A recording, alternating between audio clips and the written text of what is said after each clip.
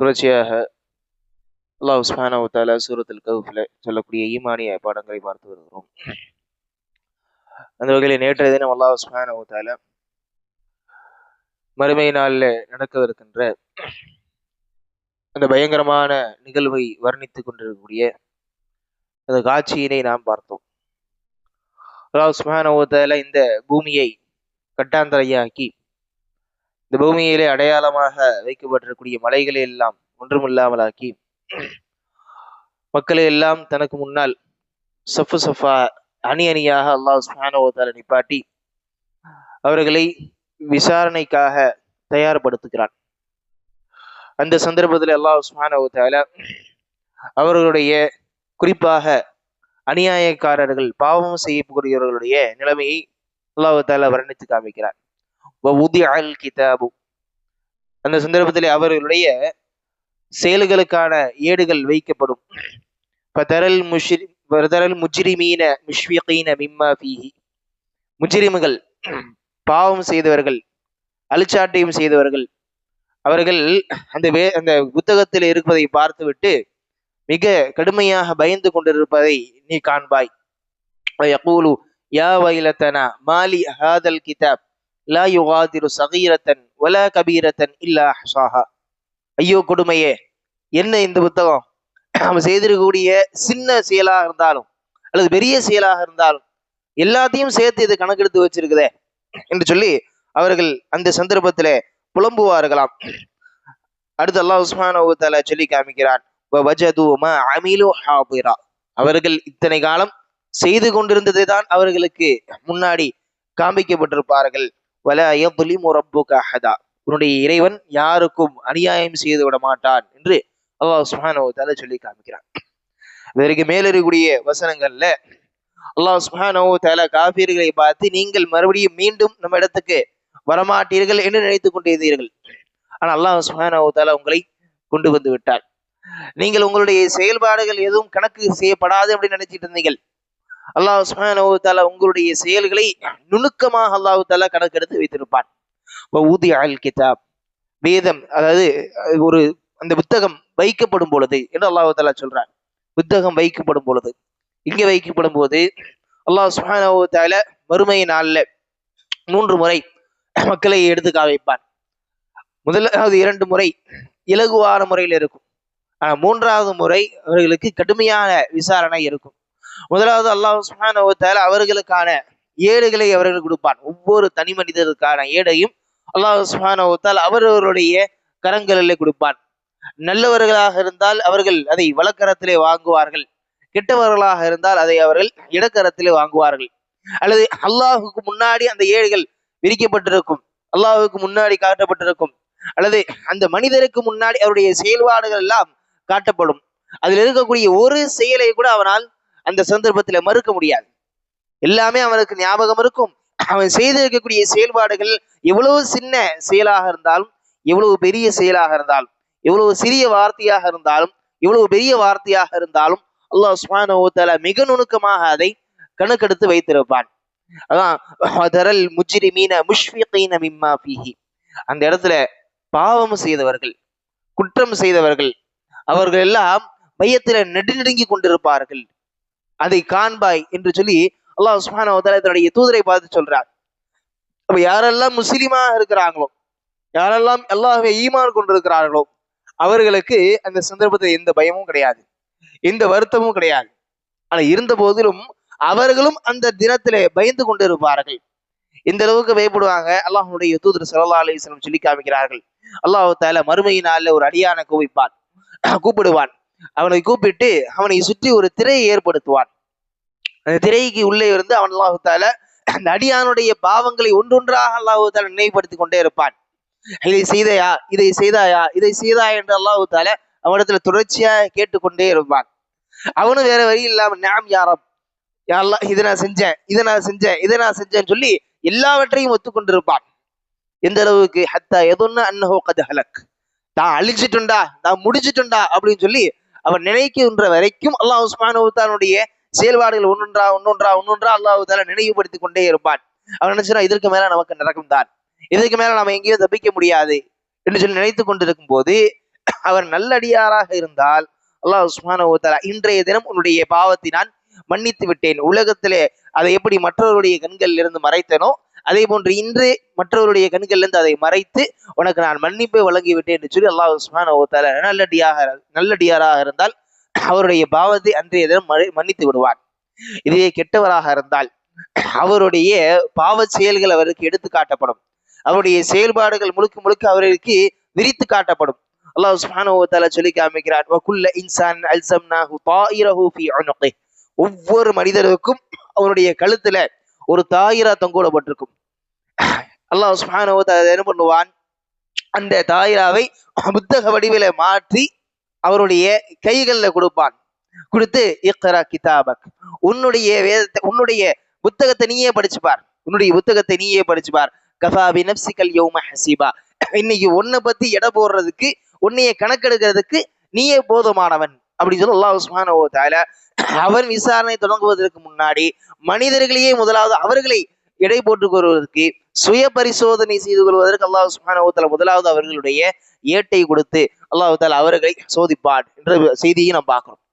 அப்ப மறுமை நாள்ல அந்த தினத்துல நம்முடைய கைகள்ல ஏடு கொடுக்கப்பட்டதற்கு பிறகு ஒரு மனிதன் எவ்வளவு சிந்திச்சாலும் சரி, எவ்வளவு படிப்பினை பெற்றிருந்தாலும் சரி, அதுல எந்த பிரயோஜனமும் கிடையாது. அதான் அல்லாஹ் தஆலா சொல்லி காமிக்கிறார், யௌம இதின் யததக்கருல் இன்சான், அந்த நேரத்துல மனுஷனுக்கு எல்லாம் நினைவு வந்திருக்கும். அந்த தினத்துல மனிதன் பாடத்தை பெற்றிருப்பான், அவன் செயல்பாடுகள் இப்படி செய்திருக்க கூடாது என்பதை உணர்ந்திருப்பான். ஃபஅன்னா லஹு திக்ரா, அப்ப அவன் பாடத்தை பெற்று அப்ப அவன் சிந்திச்சு பார்த்து என்ன பிரயோஜனம் அப்படி அல்லாஹ் தஆலா கேட்கிறான். அப்படி இந்த உலகத்துல இருக்கும் போதே எவர் ஒருவர் தன்னுடைய செயல்பாடுகளை தன்னுடைய நடவடிக்கைகளை சுய பரிசோதனை செய்து கொள்கிறாரோ, தன்னுடைய நப்சை எப்பவுமே அவர் கேள்வி கேட்டுக்கொண்டே இருக்கிறாரோ, அவர் நாளை மறுமையினால் கண்டிப்பாக அந்த விசாரணையிலிருந்து தப்பித்துக் கொள்வார். தன்னைத்தானே விசாரித்துக் கொண்டிருக்கக்கூடியவர் மறுமையினுடைய விசாரணை அவருக்கு இலகுவாக்கப்படும். தன்னைத்தானே விசாரித்து தன்னுடைய உள்ளத்தை சீர்படுத்த நினைத்தவர் மறுமையில அவருடைய நிலைமையானது சீராக இருக்கும். தன்னை சுய பரிசோதனை செய்யாத, தன்னை விசாரித்துக் கொள்ளாத, தான் தோன்றித்தனமான வாழ்க்கையை வாழக்கூடியவர் யாராக இருந்தாலும் மறுமையில அவருடைய விசாரணை மோசமாக கடுமையாக இருக்கும், அவருடைய நிலைமையும் சீராக இருக்காது என்பதை விலகிக் கொள்ளலாம். அல்லாஹ் சுப்ஹானஹு வ தஆலா அவர்களுடைய ஏடுகளை அவர்கள் கண்ணு முன்னாடி வந்து காட்டும் போது சில வழக்கரத்திலே வாங்குவார்கள். வழக்கரத்திலே வாங்கக்கூடியவர்கள் ரொம்ப சந்தோஷமாக இருப்பார்கள். அவர்கள் அந்த வழக்கரத்திலே வாங்க பெற்றவர்கள் மற்றவர்களையும் கூப்பிடுவார்களாம், கிதாபியா, வாங்க வந்து என்னுடைய ஏட்டை படிங்க, நான் இந்த நாளுக்காக தான் காத்திருந்தேன், இப்படி ஒரு நாள் வரும்னு எதிர்பார்த்துட்டு இருந்தேன், என்னுடைய ஏட்டுல எல்லாமே நல்லதா இருக்குது அப்படின்னு சொல்லி அவர் சந்தோஷத்துல கூப்பாடு போட்டு தன்னை இத்தனை நாள் ஏளனம் செய்தவர்களை அழைப்பார்களாம், தன்னை இத்தனை நாள் மோசமாக பேசியவர்களை அழைப்பார்கள், தன்னை இடத்துல யாரெல்லாம் நல்ல விதத்தில் நடந்தார்களோ அவர்களே அழைப்பார்கள். பாருங்க என்னுடைய மார்க்க பாருங்க, அல்லாஹ் சுப்ஹானஹு வ தஆலா எனக்காக அந்த ஏட்டுல பதிவு வச்சிருக்கிறத பாருங்க என்று சொல்லி அவர் அழைப்பாராம். இதுவே மோசமானவராக இருந்தால், பாவம் செய்யக்கூடியவர்களாக இருந்தால் அவர் சொல்லுவார், அவருடைய ஏட்டை பார்த்து விட்டு சொல்லுவார், ஐயோ நான் முன்னாடியே அழிஞ்சு போயிருக்க கூடாதா, ஐயோ நான் முன்னாடியே ஒன்றுமே இல்லாமல் போயிருக்க கூடாதா, மா அக்னா அன்னி மாலியா ஹலக அன்னி சுல்தானியா, ஐயோ நான் சேர்த்து வச்ச செத்தெல்லாம் எனக்கு ஒரு பிரயோஜனம் இல்லாம போச்சே, நான் இது வரைக்கும் சேர்த்து வச்சிருந்த அதிகாரம் பட்டம் பதவி பேரு புகழ் எல்லாமே கைவிட்டு போச்சே, என்னை விட்டு அழிஞ்சு போச்சே என்று சொல்லி அந்த சந்தர்ப்பத்திலே அவர் புலம்பி தள்ளுவாராம். அதான் அல்லாஹ் சுப்ஹானஹு வ தஆலா தொடர்ச்சியா சொல்றான் பாருங்க,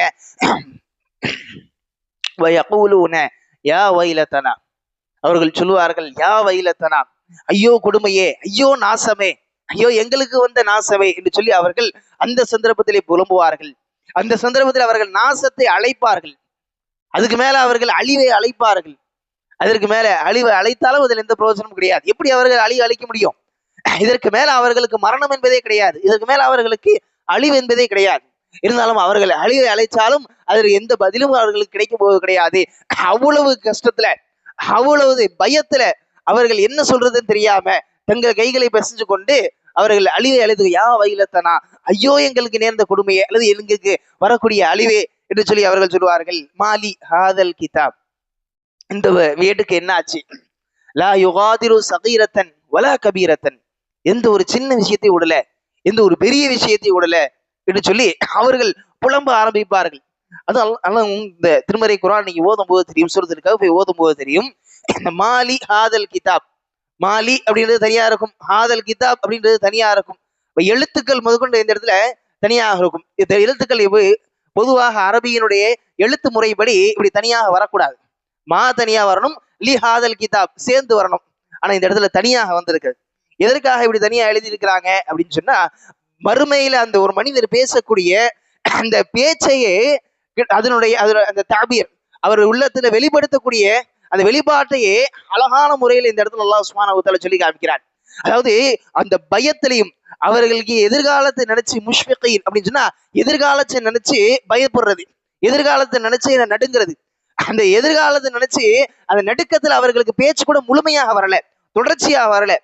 மாலி ஹாதல் கிதாப் அப்படின்னு சொல்லி தடுமாறி தடுமாறி திக்கி திக்கி வருவதனால அல்லாஹ் சுப்ஹானஹு வ தஆலா இந்த மாதிரி அமைத்திருக்கிறான். மாலி என்னாச்சு இதுக்கு?